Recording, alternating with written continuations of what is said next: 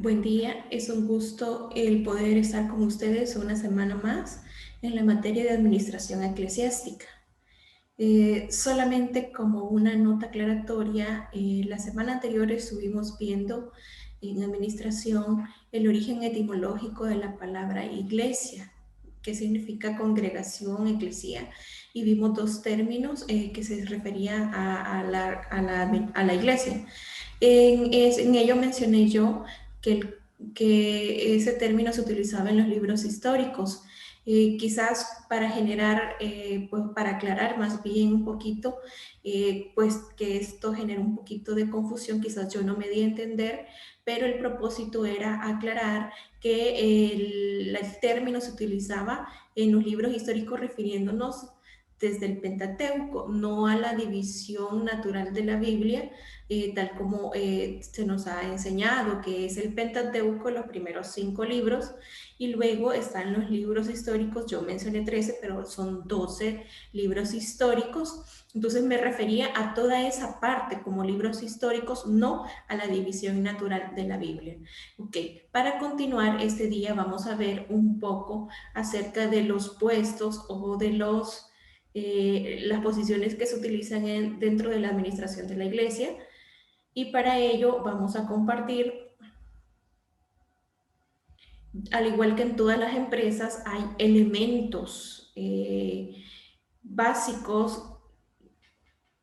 Está compuesto por varios elementos, la administración de la empresa que compone elementos materiales, elementos humanos, elementos incorpóreos. Este día vamos a ver algunas posiciones que menciona la Escritura en cuanto a la administración de la iglesia, cuál es su función dentro del cuerpo de Cristo, ya que cada uno de ellos tiene funciones específicas, y también lo encontramos nosotros en el Nuevo Testamento, tal como lo dice en la carta a los Efesios en el capítulo 4.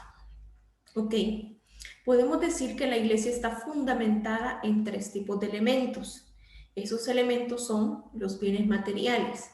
Para el desarrollo de las múltiples actividades ha necesitado adquirir propiedades, inmuebles, edificios, equipos y materiales. La iglesia también posee ciertos recursos financieros, y esos son fondos públicos ya que pertenecen a toda la comunidad cristiana, por lo que deben ser administrados con eficiencia. También hay otro elemento que es hombres, y vemos en la Escritura que Cristo mostró sumo interés en el género humano. Viendo la multitud, subió al monte y abriendo la boca les enseñaba. No solamente les enseñaba, sino también que suplía sus necesidades humanas. Pero dice en Marcos 6:34, pero no solo atendía las necesidades espirituales, sino también proveyó pan para la multitud. También, aunque se dice que tratar con gente es la tarea más difícil, pero tratar con la gente de Dios aplicando las técnicas de un verdadero líder cristiano también resulta una experiencia especial e inspiradora. Yo no sé si usted ha tenido malas experiencias dentro de la congregación, pero definitivamente que cuando llegamos al entendimiento que todos formamos parte del cuerpo de Cristo, yo nunca voy a desechar a mi pie, porque mi pie me permite poder movilizarme, poder caminarme, y ese es donde se sostiene todo el peso de mi cuerpo. Entonces, cuando lleguemos al entendimiento de que todos formamos parte del cuerpo de Cristo, ya no va a ser la iglesia el centro de atención para poder hablar en mal de otros, sino por el contrario, cuando yo llegue a la conciencia de que hablar de mi hermano es dañarme a mí misma, entonces voy a entender que la misma actitud tuvo Jesús al darle la importancia a los seres humanos. Dentro de las iglesias se descubren talentos, se preparan y se les ocupa en la obra como una labor cumbre de un ministerio.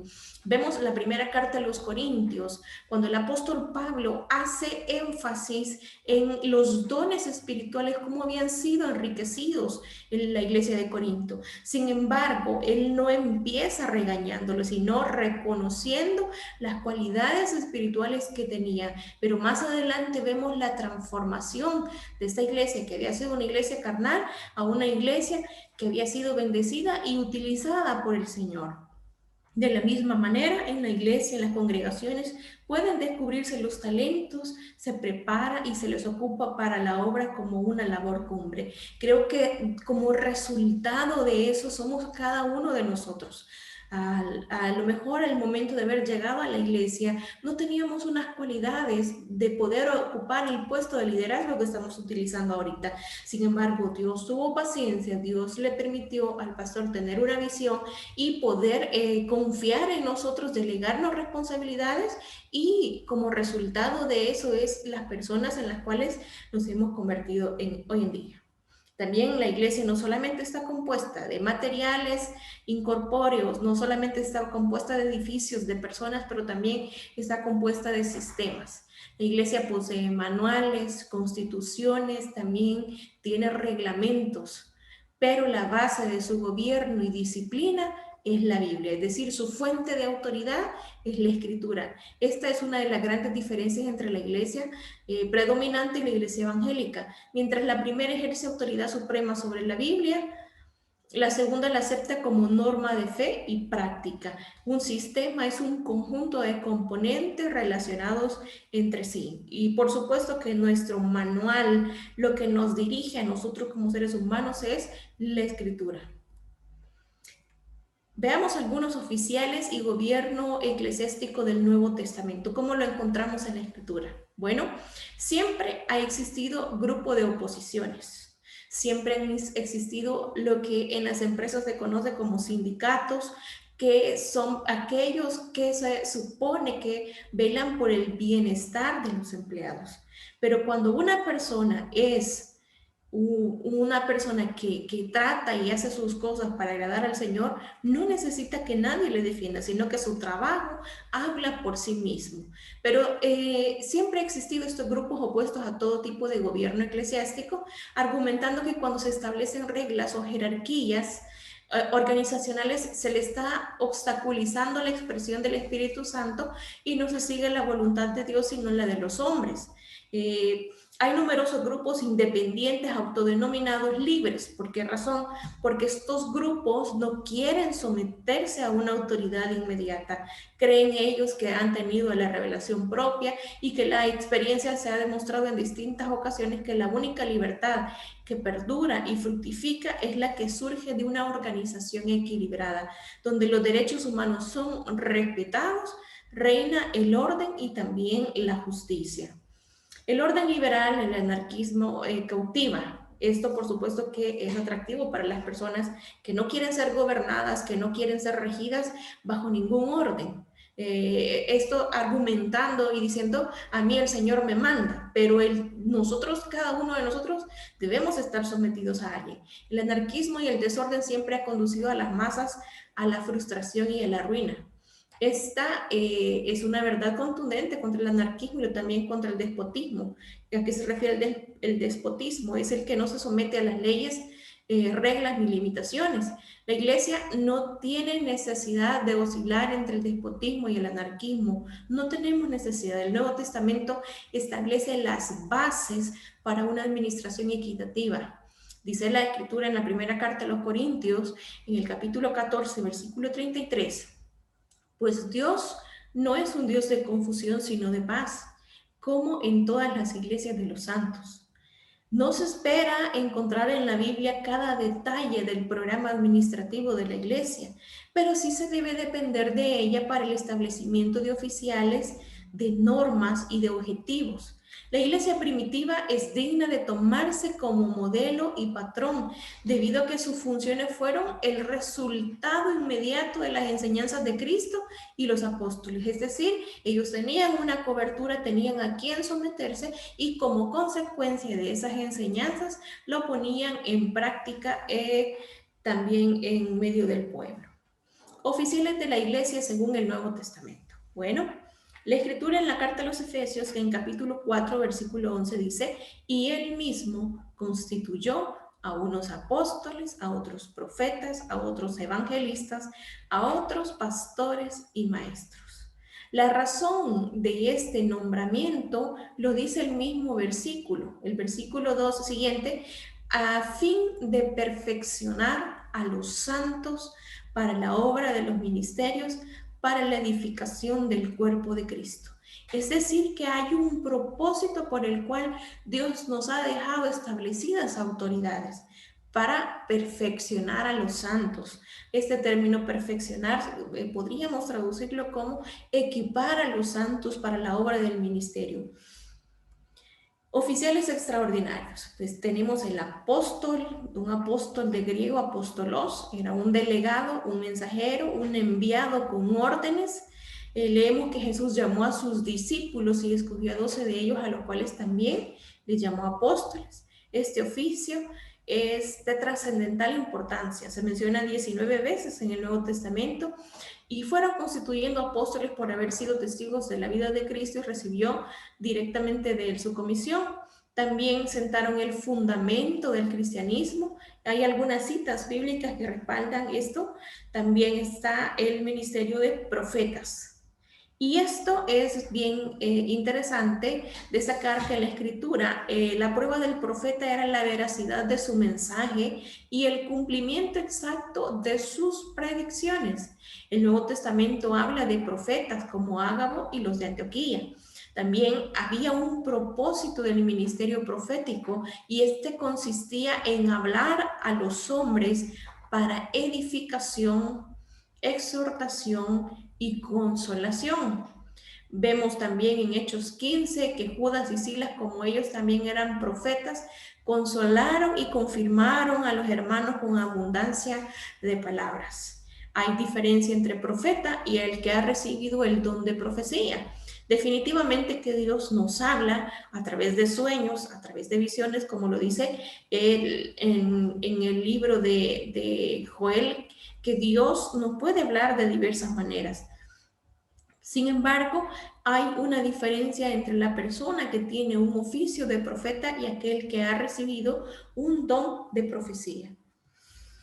Luego tenemos como tercer ministerio el evangelista. Los evangelistas eran los que llevaban las buenas nuevas de salvación de Cristo Jesús, y aunque puede entenderse aquí la responsabilidad de todo cristiano, especialmente de todo predicador, de anunciar el evangelio a los perdidos, esta es una responsabilidad suya y mía. Sin embargo, el ministerio referido en Efesios 4:11 era una posición especial que abarcaba más que la predicación, es decir, había más un respaldo mayor al de la predicación, al impacto que pudiera tener esta persona llamada evangelista. Ernest Williams lo resume así: el ministerio de los evangelistas consistía en predicar y bautizar, de acuerdo al Nuevo Testamento, ordenar ancianos, ejercer disciplina, representar a los apóstoles y también acompañar a los apóstoles. Oficiales ordinarios se refiere a pastores y diáconos, ¿ok? Los pastores, poimen, se usa en muchas partes de la Biblia, designado literalmente a un pastor de ovejas y figurativamente aplicando a Cristo, pero únicamente en Efesios 4:11 se utiliza como un título oficial del encargado de la iglesia local. En algunos lugares en que se ha usado la palabra pastor, en nuestra traducción española se tradujeron a ellos distintos términos griegos, como por ejemplo en la carta a los Hebreos, y las 3 veces aparece la palabra euejomenos, que se traduce los que se dirigen, y en la primera carta a los Corintios se encuentra la palabra que significa gobernadores o administradores. La palabra pastor es interesante porque además del sentido de autoridad administrativa que le da a la iglesia, existe la familiaridad entre los términos pastor y pasto, lo cual ilustra la legitimidad función del pastor. Los inmediatos al pastor. Tenemos personas que están, 3 oficios importantes que están inmediatos al pastor, y uno de ellos es ancianos. Y estos pueden decir que son los de mayor edad o experiencia y constituían el presbiterio. También los obispos, que eran supervisor o superintendente encargado de ver que las cosas sean bien hechas. Las cualidades del obispo se dan en Tito, primer capítulo, versículos del 5 al 9, y también los maestros, como lo presenta la primera carta a Timoteo 3:2, que es una persona apta para enseñar. Este cargo lo podía ocupar alguien que había sido escogido y capacitado para tal efecto, o un obispo, como lo indica el apóstol a Timoteo. Estas personas que estaban inmediatos al pastor, estos oficios eran básicamente para poder apoyarle. Pero la escritura en el libro de los Hechos nos habla también de diáconos. La palabra diaconía significa servicio, ayuda, colaboración. Es traducida de distinta manera según el pasaje de que se trata. Por ejemplo, en el capítulo 6 del libro de los Hechos lo encontramos plasmado en esta forma: diaconía como distribución diaria, servir a las mesas y apoyar en el ministerio. En la segunda carta a los Corintios le encontramos diaconoi, que es traducido como ministerio, y en Efesios 3:7, perdón, como diáconos, que puede referirse como ministro.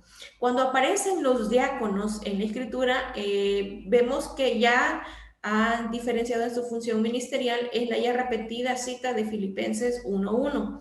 En el libro de los Hechos se menciona diáconos que habían ciertas características que debían cumplir esos diáconos, como por ejemplo ser llenos del Espíritu Santo, de buen testimonio, es decir, que cada una de las personas que anhela ocupar un puesto dentro de la congregación debe de ir acompañado de ciertas características. Si nosotros lo trasladamos a la empresa privada, podríamos decir, deben de cumplir cierto perfil.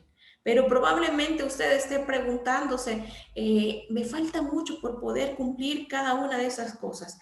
Creo que cada uno de nosotros tenemos al Espíritu Santo que ha sido derramado dentro de nosotros, y podemos pedirle: Señor, ayúdame en esta área. A lo mejor para los ojos humanos no soy la persona indicada, pero tú has hallado gracia delante de mí, y tú sí puedes capacitarme, tú sí puedes ayudarme a poder dominar esa área que aún gobierna en mi vida.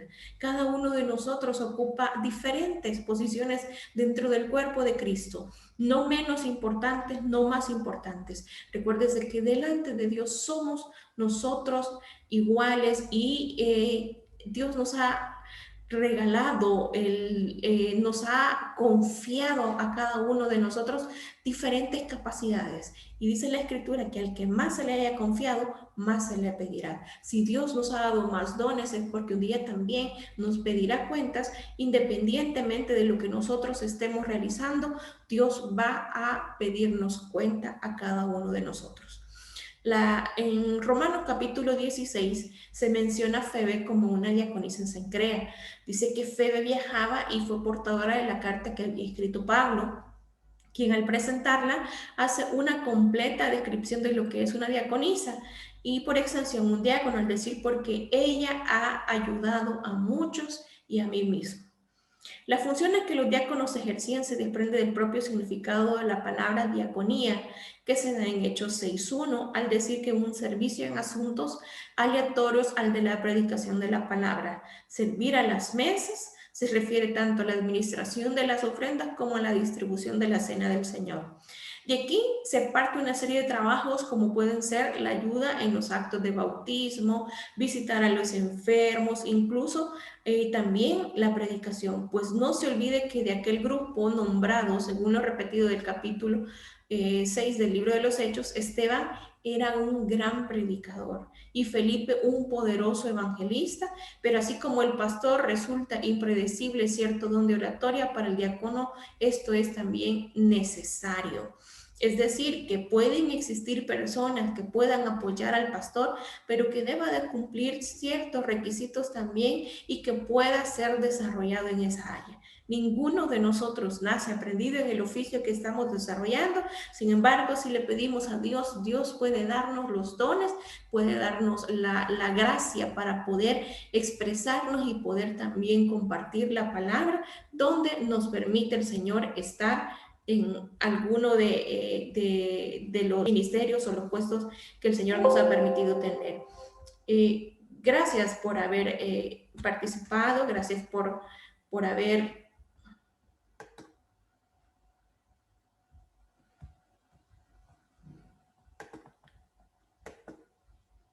compartido en este momento acerca de los ministerios y de los dones que Dios ha delegado en cada uno de nosotros.